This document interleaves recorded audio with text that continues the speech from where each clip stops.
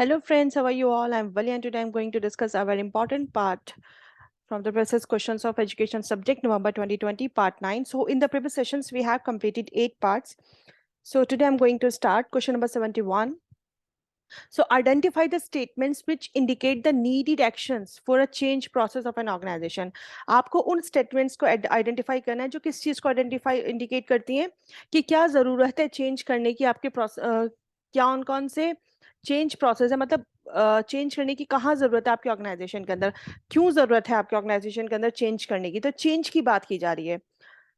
तो स्टेटमेंट्स दी हुई हैं आपको, आपको बताना है इसमें से कौन सी स्टेटमेंट्स करेक्ट होंगी। The organization must go through an unfreezing anxiety one, that means fear of change should be decreased.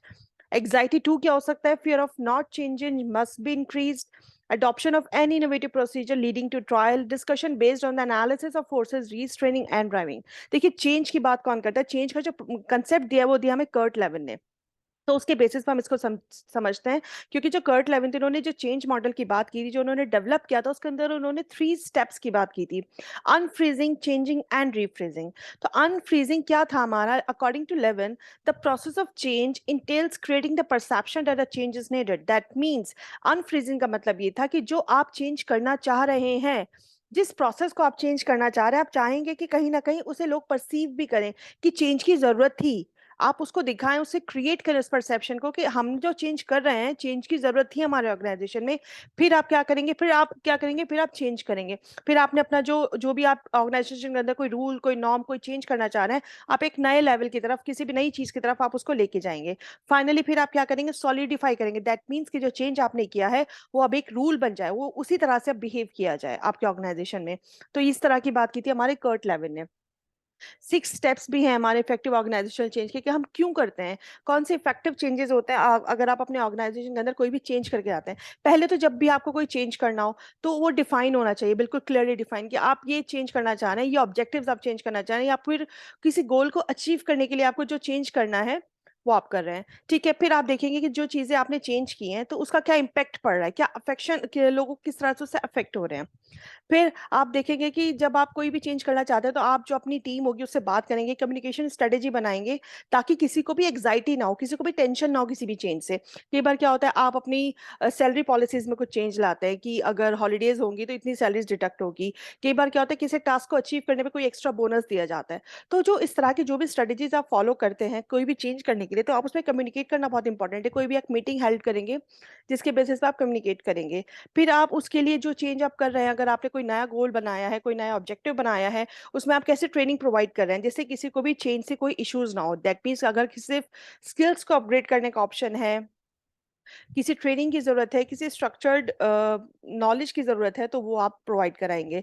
और फिर एक सपोर्ट स्ट्रक्चर आप इम्प्लीमेंट करेंगे ताकि उस चेंज से किसी को भी इमोशनली या किसी भी चीज़ से कोई इश्यूज ना हो। फिर आप चेंज को मेजर करेंगे कि जो चेंज आपने किया है वो कितना इफेक्टिव है। तो ये कुछ फैक्ट्स, स्टेप्स हैं हमारे ऑर्गेनाइजेशनल चेंज के। तो इसके बेसिस पे जो आपका फर्स्ट ऑप्शन है, जो ऑर्गेनाइजेशन जो होगा, जो वो अनफ्रीजिंग में जाएगा। जब आप लोगों को बताएंगे, समझाएंगे कि चेंज क्यों ज़रूरी है, तो ये ऑप्शन भी बहुत इंपॉर्टेंट है। एग्जाइटी होती है जब भी कोई चेंज होता है, कुछ भी नया रूल आता है, कुछ भी नई चीज़ आती है, तो एक एग्जाइटी होती है, चेंज होने का एक फियर होता है। उसको आपको क्या करना है, डिक्रीज करना है। लोग डरे नहीं, जब आप चीज़ों को अच्छे से इंप्लीमेंट करेंगे तो लोग उससे डरेंगे नहीं, उसे एक्सेप्ट करेंगे। एग्जाइटी टू क्या होती है, fear of not changing must be increased, कि लोगों के अंदर जो डर है कि बिल्कुल कोई चीज़ चेंज ही नहीं होनी चाहिए, जो चीज़ जैसे चल रही है वैसे ही चलनी चाहिए। इस फियर को भी आपको खत्म करना है, क्योंकि जो चेंज हम करते हैं वो ऑर्गेनाइजेशन के बेनिफिशियल के लिए करते हैं। तो ये जो 3 ऑप्शन है आपके, ये बिल्कुल करेक्ट है according to your question. So A, B and C is your correct answer. Next question है हमारा, जहाँ पे आपको 2 स्टेटमेंट्स गिवन है, स्टेटमेंट 1 एंड स्टेटमेंट 2। स्टेटमेंट 1 आपसे क्या कह रहा है, फ्रूट्स का पॉस्टुलेशन दिया हुआ है। फ्रूट किसके बारे में बात करते हैं, सिगमंड फ्रूट हमारे ईट के बारे में बात करते हैं। ईट क्या होती है, अकॉर्डिंग टू फ्रूट्स की ओरिजिनल सिस्टम होता है आपकी पर्सनैलिटी का। दैट मीन्स कहीं ना कहीं आपका साइकिक एनर्जी जो होती है उसका रिजर्वायर होता है। हम ये कह सकते हैं कि इसे हम कब यूज करते हैं, ईट क्या होता है, एक मैकेनिज्म होता है आपका प्लेजर प्रिंसिपल का, जिसकी वजह से क्या होती है, जो आपकी टेंशन होती है, जो आपकी एग्जाइटी होती है, वो रिड्यूस होती है। तो जो सेकंड स्टेटमेंट क्या कह रही है, जितने भी डिफेंस मैकेनिज्म हैं उनकी 2 क्वालिटीज होती हैं, या तो वो डिनाई करते हैं, डिस्टॉर्ट करते हैं, या फिर फाल्सिफाई करते हैं रियलिटी को, कि बिल्कुल मानेंगे नहीं, बिल्कुल किसी भी चीज को नहीं मानेंगे, या फिर वो अपने आप अनकॉन्शियसली आपका मैकेनिज्म काम करता है आपकी बॉडी के अंदर। तो ये दोनों स्टेटमेंट सही है हमारी। एक बार इसको देख लेते हैं हम कि ईड एग्जैक्टली होती क्या है।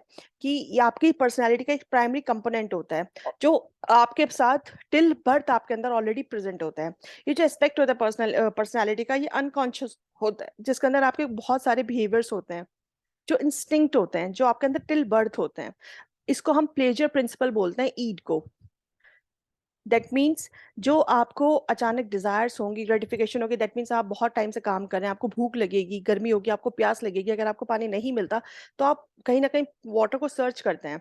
तो जब आप पानी पी लेते हैं, अगर आप बहुत भूखे हैं आपको खाना मिल जाएगा, आप बहुत प्यासे हैं आपको पानी मिल जाएगा, तो आपको एकदम ये अंदर से डिजायर होता है ना कि आप फौरन पानी पी लें, कुछ भी ड्रिंक कर लें। और जब आप करते हैं तो उसके बाद आपको बहुत अच्छा सेटिस्फेक्शन मिलता है। That means this is called your pleasure principal. तो ये होता है हमारा ईड। तो इसके अकॉर्डिंग जो आपके दोनों स्टेटमेंट्स हैं वो दोनों आपके करेक्ट है। नेक्स्ट क्वेश्चन है, which of the following developed the concept of behaviour shaping through the use of principle of successive approximation. आपको डेवलप करना है किस चीज का, बिहेवियर शेप का एक कंसेप्ट है, उसको डेवलप करना है, किसने डेवलप किया वो आपको बताना है। जो हमारा प्रिंसिपल है सक्सेसिव अप्रोक्सीमेशन का, शेपिंग, बिहेवियर को शेप करना, बिहेवियर को मॉडिफाई करना, बिहेवियर की बात कौन कर रहा है, बिहेवियर को शेप करने की बात कौन कर रहा है और किसके थ्रू कर रहा है, use of principle of successive approximation के बेसिस पे। तो ये किसने दिया था, प्रिंसिपल ऑफ सक्सेसिव अप्रोक्सीमेशन की बात थॉर्नडाइक ने की थी, वॉटसन ने की थी, स्किनर ने की थी, या फिर पियाजे ने की थी। दैट्स अ सिंपल थिंग कि थॉर्नडाइक ने ट्रायल एंड एरर थ्योरी दी है, पियाजे ने कॉग्निटिव डेवलपमेंट थ्योरी दी है। तो जो शेपिंग की बात की थी वो की थी आपके स्किनर ने। प्रिंसिपल ऑफ सक्सेसिव अप्रोक्सीमेशन किसका है, स्किनर का। नेक्स्ट क्वेश्चन है हमारा, one is labelled as assertion है and the other is labelled as reason R. देखिए यहाँ पे असर्शन और रीजन आर का क्वेश्चन दिया हुआ है, आपको बताना है दोनों करेक्ट हैं या दोनों गलत हैं। गलत है तो क्यों है और सही है तो क्यों है, वो आपको बताना है। तो test with larger number of items have higher reliability. अगर आप ज्यादा से ज्यादा आइटम्स के ऊपर टेस्ट करते हैं तो ज्यादा से ज्यादा रिलायबिलिटी आपको पता चलती है। दैट मीन्स कि रिलायबल हैं चीजें, हाईली रिलायबल है। क्योंकि जब अगर हम देखते हैं रिलायबिलिटी का कंसेप्ट क्या है, आपका रिलायबिलिटी का कंसेप्ट है कि चीजों को आप कंसिस्टेंसी चेक करते हैं। अगर आप एक टेस्ट को बार बार चेक कर रहे हैं और फिर आप उसका एवरेज निकालते हैं, तो दैट मीन्स अगर आपका मेजरमेंट हर बार सेम ही आता है तो दैट मीन्स आपका जो टेस्ट है वो रिलायबल है। आप क्या करते हैं, ओवरऑल कंसिस्टेंसी चेक करते हैं टेस्ट की। A test is reliable if different trials give same result. अगर बार बार ट्राई करने के बाद भी आपका रिजल्ट सेम आ रहा है, सो दैट मीन्स आपका जो टेस्ट है वो रिलायबल है। और जो रिलायबिलिटी कॉफिशिएंट है उसका ये फॉर्मूला इसमें गिवन है, जबकि क्वेश्चन में पूछा नहीं गया है।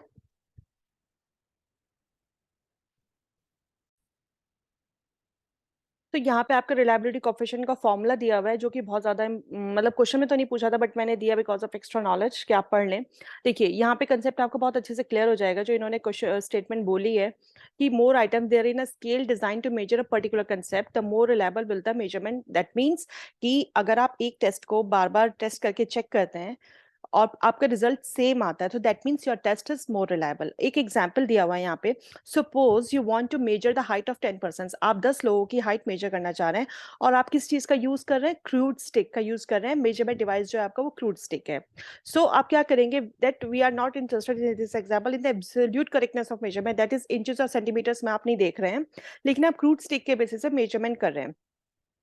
तो आप क्या करेंगे बजाय इसके कि आप 10 इंडिविजुअल की हाइट चेक करें, एक एक पर्सन का चेक करें, फिर उसे मल्टीप्लाई करें, तो आप क्या करोगे, आप एक पर्सन का मेजरमेंट लोगे, ठीक है, only once in terms of multiples of lengths of your crude measurement stick. तो जो रिजल्टेड मेजरमेंट आपका आएगा वो बहुत ज्यादा रिलायबल नहीं आएगा। तो आप क्या करोगे कि एक जैसे आपके पास 10 इंडिविजुअल नहीं है तो एक पर्सन की आप कितनी बार लोगे, 100 टाइम्स लोगे। एंड दे उसके बाद आप क्या करोगे, उसका एवरेज निकालोगे हर मेजरमेंट का, फिर जो उसकी समरी आएगी सो वो आपका बिल्कुल प्रिसाइज होगा और रिलायबल डिस्ट्रिक्शन होगा। मतलब ये नहीं कि आप 10 लोगों का 100 बार करें, पहले आप एक का 100 बार करेंगे, फिर उसको आप एवरेज निकाल के देखेंगे तो आप आराम से फिर एक रिलायबिलिटी आप टेस्ट की चेक कर सकते हैं। तो इसका मतलब क्या होता है, test with a larger number of items have high reliability. जब आप एक टेस्ट को ज्यादा आइटम से करके देखते हैं तो रिलायबल टेस्ट ज्यादा आता है।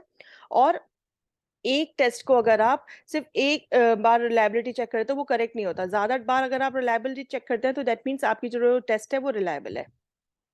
तो आपका क्या हो जाएगा, जो आर है वो आपका गलत हो जाएगा, लेकिन जो आपका असर्शन है वो इस करेक्ट आंसर है। So next question है हमारा, which of the following features explain the concept of dependent origination in Buddhist philosophy? Buddhist philosophy के अंदर dependent origination का concept क्या है, कौन सी statement है जो उसको explain कर रही है, वो आपको बताना है। तो एक बार हम dependent origination के बारे में पढ़ लेते हैं। जो dependent origination दिया गया Buddhist philosophy में, उसको आप condition को arising और several other terms में भी हम उसको जानते हैं। बुद्धिज्म क्या पढ़ाता था, क्या टीच करता था कि जो एवरीथिंग है that exist is conditioned, dependent on something else. कोई भी जो है वो इंडिपेंडेंट नहीं है, कोई ना कोई कंडीशन है किसी ना किसी चीज के ऊपर वो डिपेंड करता है। This applies to thoughts as well objects, to the individual as well as the entire universe, कि कोई भी चीज जो है वो इंडिपेंडेंट नहीं है, हर चीज जो है एवरीथिंग क्या है वो कंडीशनड है। यहाँ ये चीज फर्स्ट स्टेटमेंट में आपको दिखाई दे रही है, everything in this world is conditional and relative, that means कोई भी फिक्स नहीं है, कोई भी इंडिपेंडेंट नहीं है। ठीक है, नेक्स्ट क्वेश्चन आपका आता है, from the ultimate standpoint there is no difference between samsara and nirvana. Nirvana में और संसारा में कोई डिफरेंस नहीं है। ये जो कंसेप्ट है इलुस्ट्रेट करता है बुद्धिस्ट टीचिंग की डिपेंडेंट ओरिजिनेशन के बारे में, जो डिस्क्राइब करता है cycle of birth, death and rebirth. तो संसारा में और निर्वाणा में किसी भी तरह का कोई भी डिफरेंस नहीं है। ये जो लिंक्स हैं ये नेवर एंडिंग साइकिल है that bind us to suffering and the goal of Buddhist practice is to escape from this vicious cycle. मतलब आप इन सफरिंग से कैसे बच सकते हैं, सफरिंग का कोई भी एंड नहीं है, और आप इन सफरिंग से कैसे बच सकते हैं। There is more than one version of the sequence of links, कि इस तरह से आपके पहले आप इग्नोर करोगे आपकी क्या मेंटल फॉर्मेशन है, कैसे आप कॉन्शियस हो, क्या नेम है, क्या फॉर्म है, कैसे आपकी सेंसेस काम करती हैं, कॉन्टेक्ट करना, फील करना, craving, clinging, becoming, birth, ageing and death, इन सब के बारे में अपने डिपेंडेंट ओरिजिनेशन में इन्होंने बात की है। और इसमें कुछ इंपॉर्टेंट पॉइंट्स ये भी दिए हुए थे जो जिसके बेसिस पे क्वेश्चन आपका आया हुआ है। ये इस क्वेश्चन से रिलेट नहीं करता, लेकिन ये बुद्धिस्ट से हिसाब से बहुत इंपॉर्टेंट है, इसको आप एक बार पढ़ लेना। नेक्स्ट है कि तीन चीज़ों की बात जो डिपेंडेंट ओरिजिनेशन में की है, यही कि जो इस दुनिया में जितनी भी चीज़ें हैं वो कंडीशनल है, रिलेटिव है। और जो अल्टीमेट स्टैंड पॉइंट है ये है कि जो कोई भी डिफरेंस नहीं है किसमें, संसारा में और निर्वाणा में। और जितने भी धर्माज हैं, जो भी अपीयरेंसेस हैं, वो रिलेटिव हैं, उनकी अपनी कोई भी रियल ओरिजिनेशन नहीं है। तो इसके बेसिस पे आप देख सकते हैं कि योर क्वेश्चन का जो आंसर है आपका वो है A, B and D is your correct answer. So thank you friends. Have a nice day. Stay blessed. Enjoy learning. See you soon with the next video.